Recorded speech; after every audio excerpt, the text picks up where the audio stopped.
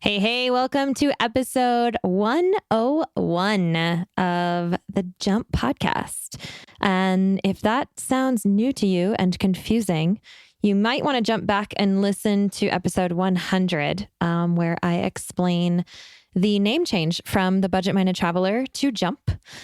The name has changed, but it's still me, Traveling Jackie. And like I promised you guys, it was going to be the same sort of content going forward. We're actually kicking this off with a game show style episode, which I started while it was still called the Budget Minded Traveler. And today on our game show, we have the one and only Jason Moore from Zero to Travel podcast. You guys have heard him on the show before, and he's back today. We're doing this a little bit different than the past game shows. He is also hosting a separate episode of this on his own show. And it also comes out the same day. So you can go check that out as soon as you are listening to this. And the way that we're doing it is we actually came up with the questions this time instead of using listener questions, which I have done in the past couple game show episodes. We came up with 3 questions for each other, and we did not know what they were going to be first. And we kind of just sprung them on each other. And the result was, it was kind of scary for us, but we actually got into some really cool conversations by doing this. So if you want to hear his questions for me, you're going to have to go over to his show actually and listen to how we did that. And here we are going to get into my questions for him. And if you're not familiar with Jason already, he is an American expat living in Norway with his family, and he hosts the Zero to Travel podcast and Location Indie, which is a community, and also a podcast with Travis Sherry. So I think you guys have known, you've heard those 2 names on this show before. And we're sort of doing this in the idea that, you know, we both host our shows on our own, and we very much enjoy having co-hosts. And so you might start hearing a little bit more from some of the same people as this show goes forward, because it's something I really enjoyed doing. And I've gotten good feedback about it in the past. And so if you want to share with me what you think about it, I'd love to hear. I hope that you enjoy these sort of co-hosted episodes. And you can always find me at Traveling Jackie on Instagram if you want to reach out and give me any feedback. So here we go with Jason from Zero to Travel. We're so grateful to Osprey Packs for partnering with us and supporting the podcast, so please stay tuned for more about them later on. I have an opportunity for you to join me in real life for some real travel. Here's the latest Jump Adventures update. We are going to Greece for a bike and boat island hopping adventure this May 9th to 16th, 2025, and we still have space left. Check out jumpadventures.com to learn more and book now. We're going to have a yacht all to ourselves with ensuite cabins on board, so you get to sleep in the same bed every night as we start in Athens and make our way west toward the island of Corfu. You'll have your own bike for the week, e-bike if you want one, for cycling the islands as we go, in between meals crafted by our private chef on board, and all the relaxing you want to do on the top deck under the Mediterranean sun. These bike and boat adventures are our most carefree and relaxed trips. All you have to do is say yes and show up, and there's still space. Head over to jumpadventures.com to grab your spot now, and we'll see you there. All right, so I am here with Jason Moore, who you guys all know already, and some of you probably even listened to his show, Zero to Travel. Jason and I are hanging out today with a sort of game show style episode that we are sharing across both of our shows. So we actually just did an episode for his podcast, and these shows are coming out on the same day. So if you want to hear the other half of this, you can go over to Jason's show and check that out, because he just asked me 3 questions that I did not know what they were going to be first. And we kind of just chatted about those, and we got through it. I made it through. You were awesome. I passed with flying colors. Yeah. It was scary. Now I have to come over here, and I'm thinking, oh no, did I dig myself a hole with Jackie? I don't know if she liked those questions or not. I think you did, though. We had a great conversation over there. Do you want to share the questions that you asked me here, and then let people go over there and listen, or do you don't want to say? Okay, I want people to be surprised. I want them to... Just like I was, yeah. Yes, totally. Okay, well, I have 3 different questions for you. And so, well, first of all, let's do something real quick since I always like to ask this question on my show. Where are you right now? Wait, is this one of the questions? No, this isn't one of the questions. But you asked me a not question too, so I get to ask you this. That's true. I did. And we got to hear about your latest adventures, which sounded unbelievably epic. And I was super jealous.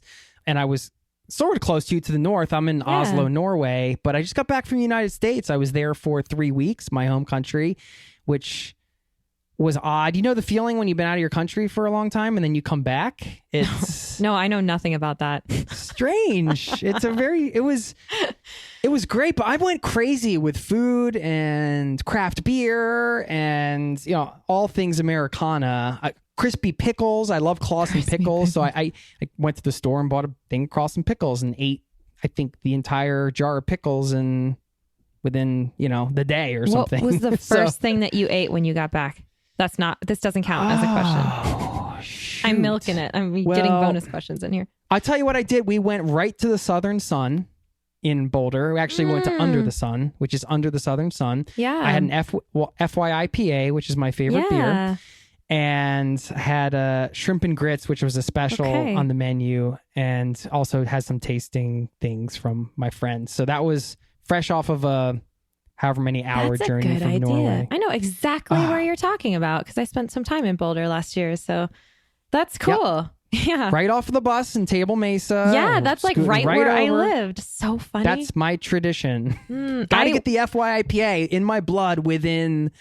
I don't know. It's got to be within the hour of arriving, I guess. Apparently, the tradition is within 15 minutes. But yeah, I used to go there for their beer and their Italian pizzas because they do pretty good pizzas. And you can get pizza and beer as early as like 10 a.m. So it's so good. Well, I was tempted because the last time I did this, have you ever had the Palisade peaches? The peaches they grow on the western slope in Colorado. They are the most delicious peaches you will ever have, or at least some of the most delicious peaches. And they make a white pizza with goat cheese and peaches, Palisade peaches. Mm-hmm. And it's so good. And they had it on the menu when I went, but I opted for the shrimp and grits. So maybe I'm regretting it. I'm going to have to fly back right now. Well, shrimp and grits is very, I feel like American too. So I think maybe shrimp and grits. Well. Yeah. Okay. So cool. Should we get started? Are you scared? Are you shaking in your boots? A little bit. A little bit. Yes, okay. I'm ready. I'm going to start with what I feel like is going to be, well, maybe it won't. I'm not going to assume anything, actually. I'm going to take that back and just say, here's the first question. And this kind of has 2 parts too, but you did that to me too. I'm just giving it all Getting back. Even. What is the hardest and the best part about being an expat? Oh, that's such a good question, Jackie. Thank you. Damn, that's good. Coming out on fire. This is what I did to you. I'm at a loss for words. Next question. Can I call friend? Is there a lifeline? How does this work? Okay. Hardest and the best. It's so funny because I have a show that's planned around this topic. So this gives me some ideas around that. Okay.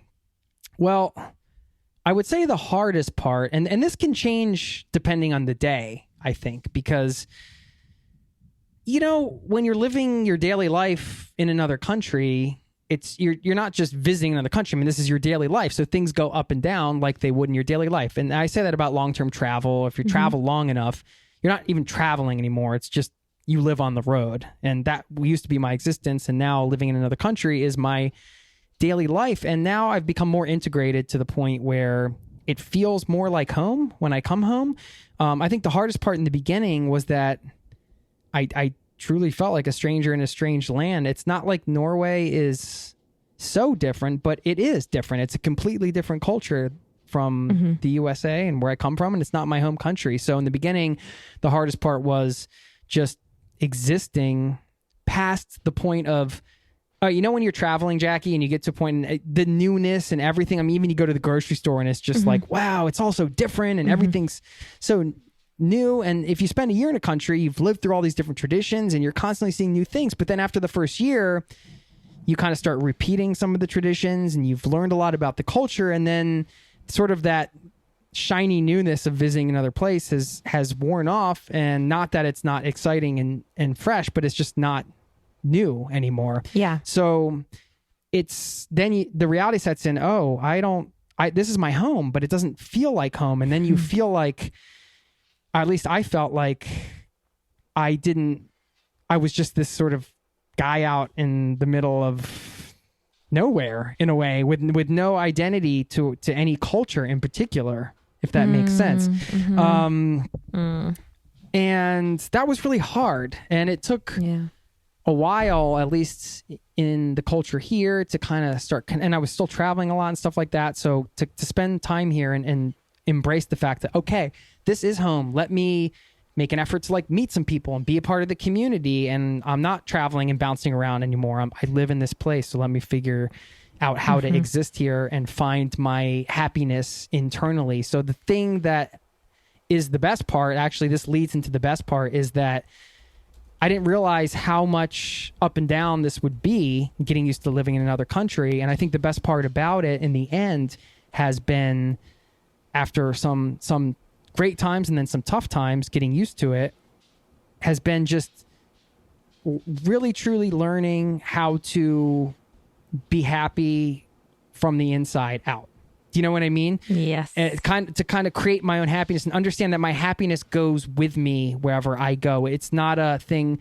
It's really easy when you're traveling around to just kind of get those rushes from travel, you know? Yeah. You're just like, oh, I just landed in Peru. I'm in a taxi. Like, this is crazy, you know, and everything's so external. And it's internal as well. But I think that's the best part about having been here for so long and going through all this, is just that. You nailed that. I love that answer. Oh my gosh. Okay. I don't know if there is a better answer for that. I feel like you totally spoke to me because, and when you were talking about that hard part, it like made me sad because I've been there and it's a lonely place to be. It's extremely lonely. You know, like we need our community. We need people. We need, there are a lot of external factors that can mess up that internal balance big time, you know? And so figuring that out is a huge step as we're traveling, and being in one place. I mean, that's an advantage as opposed to like being nomadic where you're moving all the time, you know, but you can set up your community and see the same people and kind of get that foundation. Which I imagine would be awesome, but it takes a long time. Like it takes dedication. You've got to work for it to make it happen. And then the other part that you said about the best thing and having that happiness that you take with you, that's powerful. And that's so also powerful. Like a daily choice. Like you can't, it's like, I mean, it's not like you flipped a switch and now you always have that, you know, like it's something you have to refine, but like if you know how to find it, like if you know how to do that, like that's amazing. And it's so important. I think that's important for everybody everywhere, but especially like as a traveler on the road with the loneliness and the difference, and you don't have your culture, you're kind of out there. To be able to say that you have that is amazing. Thank you. I'm glad that, it's cool to hear that. I mean, I shouldn't say cool to hear, but that you've had that experience in terms of the loneliness. And I think when you're interested in travel, it's very easy to just kind of say, oh, I'd want to live overseas sometime. I always said that. I always wanted to do it. And then the reality of that gets to a point at a certain point where it was very hard for me. But it's really cool to come out the other side and just kind of, it's not like every day is perfect, but just like you said, have that happiness and take it with me anywhere I go. Yeah. So thanks for that question, because you actually helped me work through that a little bit. Yay. Yeah. Love it. I didn't know what the best was going to be. It just kind of came out of the conversation. So thank you. Yay. Cool. Anytime. Come by and ask me hard questions anytime. No. Yeah. Let's have real conversations. I love it. Yeah. Okay, cool. So let's move on to the next question. This one, oh man, like maybe I shouldn't ask you this one. I'm looking at my list here like, okay, that one was pretty big. We'll come right back to that. Let's take a moment now to thank our wonderful show sponsors. Osprey is the market leader in technical outdoor, travel, and everyday packs. And I've personally used Osprey packs since 2015. My favorites are the Fairview Trek 50 for multi-day hikes, the Cirrus 24 for day hikes, the Transporter Rolling Duffel 60, which is my trusty check luggage for faraway adventures, and of course, the countless packing cubes I use to organize everything that goes in them. We are proud to support each other on the podcast and beyond. We love getting outside, and we want to see more people outdoors. So find out more and join us at osprey.com. I'm going to ask you this. What would you do if you couldn't travel anymore? Like, is that even a real question? I'd be like, oh, please don't ask me that. No, well, yeah, this is now I'm going to have to ask all these stipulations because, okay, my family lives overseas. So am I still allowed to like have a magic, I don't know, some kind of magic thing I step into and I can still like see my loved ones and Let's go with that. Let's have a magic thing so we can see our families. Okay, a magic thing so I can still maintain my relationships, but I get the gist of what you're saying. If I had to be stationary and I couldn't really explore the world in the way that I've gotten used to doing over the years. Okay. Why are you doing this to me, Jack? That's a hard question. I didn't, I can't even turn the tables on you because that's just rude. I can't even do that it's your show. I'm not going to do that. Okay. Well, I've actually been thinking a lot about this in a different way because I recently read an article that was in the Washington Post that was called, I have to find the title of it, For the Love of Earth, Stop Traveling. And it was all about the climate change report that just came out, and it was written by a Pulitzer Prize winner, and his point was that air fuel or waste from airplanes causes the most damage. Now, I put this out to our community location, Indy, and had some interesting responses. Some people were talking about, well, yeah, I mean, a large portion of that too, or a percentage of that comes from shipping, right?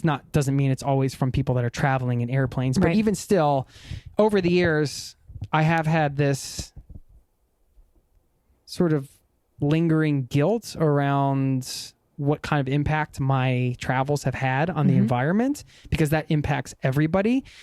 And consequently, I was pretty shaken actually by this recent report, and it really got me questioning, okay, should I really, I mean, I've always consciously traveled, right? I mean, I try not to, take food away and styrofoam things all the time. And I try to be smart about, using plastic and different things like that. So I'm conscious, but should I be thinking on another level? Should I really be promoting more slow travel and talking about it more? And not that everybody needs to stop traveling, because what I came to the conclusion was that, I mean, I have the show Zero to Travel and all this work we do, and I know you believe the same thing, is that travel makes the world a better place, right? It does. So that's something you can't, the author of a piece like this can't put into an article. You can't say, well, okay, let's take Adam Braun, for example, who was the founder of Pencils of Promise, they've built like 300 plus schools for underprivileged kids in a few different countries in the world. And that whole charity was inspired by him backpacking around the world and having a kid come up and ask him for a pencil because that's all the kid wanted. And because of that experience, he started this charity, and now all these kids are getting an education, everything like that. So, I mean, do you have that without travel? There's a ripple effect, I think, if you get enough people traveling, that some of those people are going to inevitably go on to do certain good things for humanity and things like that. So it's really hard to measure and just make it, it's really easy. I should say it's easy to measure. Okay, this much CO2 comes out of a plane, so here's the calculations and this, and that. But then the example like that I just gave is hard to measure, right? How travel can change the world and connects us and everything. Yeah. So I guess my point is, I know this wasn't your question, but it got me thinking about my life if I was traveling less and what that would look like, and how I can lessen my impact, but still have those travel experiences and still be able to get excited about doing it, but also making sure I'm doing it even more consciously, right? So I guess the conclusion I came to There are dogs is here. to get a couple dogs because dogs are awesome. And this is a heavy topic. So let's just bring a couple cute dogs in here and pet them and see their faces. And, They would love to. There. Oh, now I wish I had a dog next to me. No. So I think I would continue to promote travel. I'd probably be doing the same things that I'm doing right now, work-wise, because I just love what I'm doing. Mm-hmm. But I might open some kind of business in the community. Mm-hmm. Because here in Oslo, where I live, because I won't do that because I don't think bricks and mortar business, at least for me right now, is not the smartest move. And I also don't want to be tied to something like that, right? Even though you can get people and hire people out and they can run it and everything. But I would probably do something in the community a little more. I would just get a little more involved in the community, which is something I want to do anyway, right? Yeah, it goes back to what we talked about before. So it's just a matter of figuring out what that is. And this is something I've been thinking. You're hitting topics I've been thinking a lot about lately, actually, because this is super topical for me. How can I make more of an impact where I live and enjoy it and get to connect with people and create something awesome that maybe could go on after I'm gone or whatever. Yeah. So Cool. even if that's just like, I've thought about, I'll give you an example. It was like starting some kind of farmer's market down by the waterfront. That they don't have a farmer's market here down in Oslo, a big one where, we're used to in the States where you got music and all kinds of things happening. Something that you could start and just, it could like be a tradition that carries on, even if you're not living here later on or something, So yeah. Does that answer your question? Yeah, actually, I love kind of where you went with that because it was sort of an ambiguous question. And I agree. I think one of the things that I would like to do is that possibly would go on after, is after I'm gone, is start a, what's it called? A scholarship for students to study abroad, actually. Because I think that has a huge potential to change. Yeah. I mean, that's where I started, and so with study abroad when I was 18. And so I would like to see more people taking that opportunity. And that does not have to do with, me getting out there, but has kind of a more community effect, kind of like what you were talking about. That's cool. I like your answer. I love that idea. I was always afraid to look into study abroad, even though I wanted to do it, because I just assumed I wouldn't be able to afford it. But that was stupid because there's all kinds of different ways to afford it. I just was kind of in my head. I was stuck in a weird sort of block, right? Or at that time, I just was like, well, no, I can't travel to Spain and study abroad or something. That's for people that have money. That's not me, But so I do love that idea because you can give that gift of travel to somebody. That's awesome. Yeah. Okay. Good job. That was a tough question too. All right. One more. Sweating over here. His lights are getting hot. I think that travel is full of, I'm going to say, wonder, like the potential of having moments that just kind of wow you, So when was the last time that you had a magic moment traveling? The kind where you just like sit back and say, wow, like take it all in. I can tell you it's a different thing though. So it's a different thing than what you're talking about because it was totally unexpected to me. But we just hosted an event for around 30 people, actually ended up being 40 with our team and stuff for our community location Indy, where we help people that are trying to be location independent, run businesses from anywhere and all that stuff. So we have a whole community around that. And we did a gathering with our community in Denver, and we did like a combination of travel. And we tried to do some things where we're like, okay, let's try to find some things that people haven't done before. So we did belly dancing and Tai Chi and went to a baseball game. So I think we hit like everybody did at least one thing they had not done before. But we also did workshops and things like that. And On the second day, I was interviewing some people from our community for some testimonial videos and things like that, and just hearing their stories more in depth. And every time, and this is what I traveled to Denver for, so this is a travel thing, I guess, but it's different kind of than what you're talking about, but I should share something. But this is the most, I know, I'm like going off right now because I did not expect to share this, but I will share it anyway. So I just kept hearing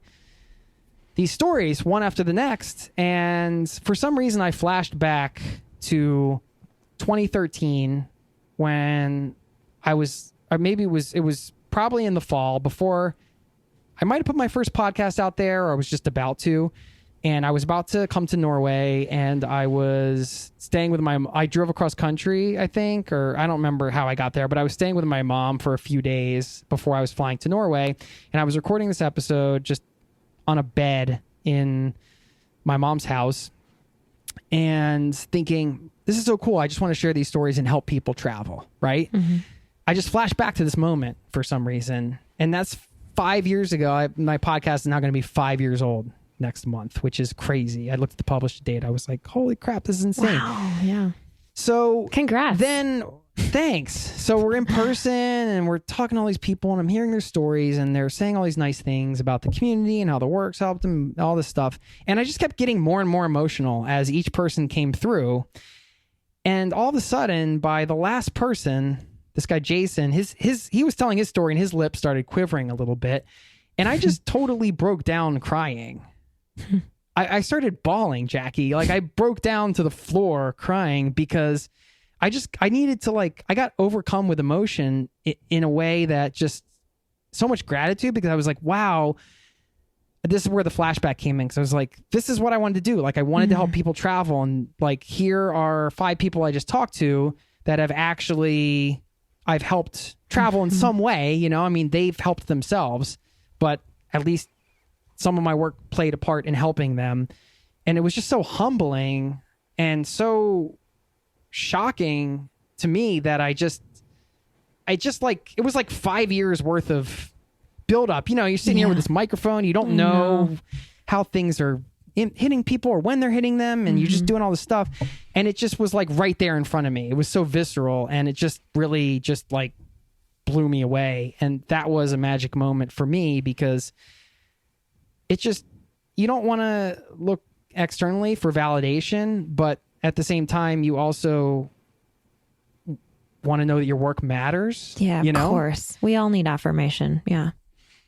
So that was awesome. And then I guess to follow that up, because this is the most recent, getting to take, after the thing was officially over, but there were still some people hanging out. It took about, I don't know how many, 15 people or something up to Boulder. We hiked to Mount Sanitas, and then we met, another shout out to the Mountain Sun. And we went to the Mountain Sun afterwards in Boulder, which is my favorite brew pub anywhere ever, just because I have so many special memories there. And I remember they were doing their Mountain Sun thing where like the group came in, and like within 45 seconds, they were getting free beer and free French fries, and they were just talking to them. And this whole group just got it. They were like, this place is awesome. And I was like, yes. Yeah. And I was just kind of like standing back, like, you know how it is. I mean, you lead trips, like when you know something's awesome, and then you get to like give people that experience, and you're just like, hell yeah, like they're loving this, and this is so good, so cool to just give them that experience. So those were magic moments for me. I know they're not the kind that you were alluding to with, you know, dramatic. No, that's it though. It's an internal thing, you know. It doesn't have to have any kind of, you know, definition. It's just an internal thing, you know. It's how it affects you. That's so cool though. Maybe you won't mind me sharing a story that made me think of, because I had a similar moment this year. Actually, a lot of people have asked me this year, what's been the highlight of your year, which is like a crazy question for me, because I feel like this 2018, like, and the end of 2017, this last year has been probably the most epic travel year of my life, like easily. And the thing that stands out to me the most out of all of it actually was my ladies' adventure retreat in Ecuador that I hosted for the first time, that I was scared to host because I didn't know if it would work. And it was a curriculum that I had designed, you know, and I was leading the whole thing. And it was like, all right, here we go. Let's do this. Like 9 women showed up for it. And, but at the end, every morning we just have like some time to do different things each morning. So, and it's like an optional time, but they showed up every morning. It's like before breakfast, you know, we would do like yoga or meditation or like writing or whatever. And on the last day we had this little writing session, and, because we had been practicing these things all week, you know, and so we come together at the end right before we're going to go to breakfast. And one of the girls says, can I share what I wrote? And I'm like, excellent. Yeah, go ahead. Woohoo. You know, like, this is so cool. Everybody's sharing. And she reads, Dear Jackie. And oh my gosh. And she had written me a gratitude letter, which was one of the things that we practiced during the week, you know?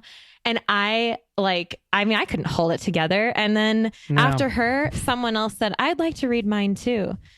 Dear Jackie. I was like, oh my God, you guys stop. You know, like, this is like more than and then one by one, they all started ripping pages out of their journal and folding it up and giving me these notes. And I lost it. They had like done this like behind my back. They had decided to like do this. I've got chills just hearing that story. Me too. Like, makes me want to cry all over again. Cause I mean, it's just like, I just want to like relate to you on that note that like, it is hard when you're just sitting here by yourself with a microphone sometimes, like wondering who's listening on the other end and what's happening with them. And is my goal actually doing anything for someone else, you know? And it is. And so it's just that very cool that you were able, and thank you for sharing that. That's a really cool moment. Yeah, it sounds like Jackie and I mean, you can get us bawling pretty easily, I'm sure, I guess it sounds like. So we just start like, we can start crying right here if you would like. We will do that if it helps in some way. No, that's amazing, Jackie. Wow.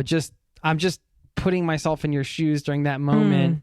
The way you described it was perfect. I'm just imagining kind of one person at a time, just the words and after you put in so much effort, especially when you're designing your own experience like that, where you just, you know, all you can do is create something that you think people are going to get value out of, and that you hope they're going to have a great time and enjoy, and you can visualize it and you can put it together, but you just never know because you're just putting something together from scratch, so there's no guarantee. But then to see that all come together in that way, and then to have people telling you these things and being there in person, I mean, how can you hold it together, right? I know. That's a beautiful thing. That's magic. And it comes from, I'm going to come full circle right now, and you guys are going to have to go listen to the other show to hear this one, but it comes back to taking action in spite of fear.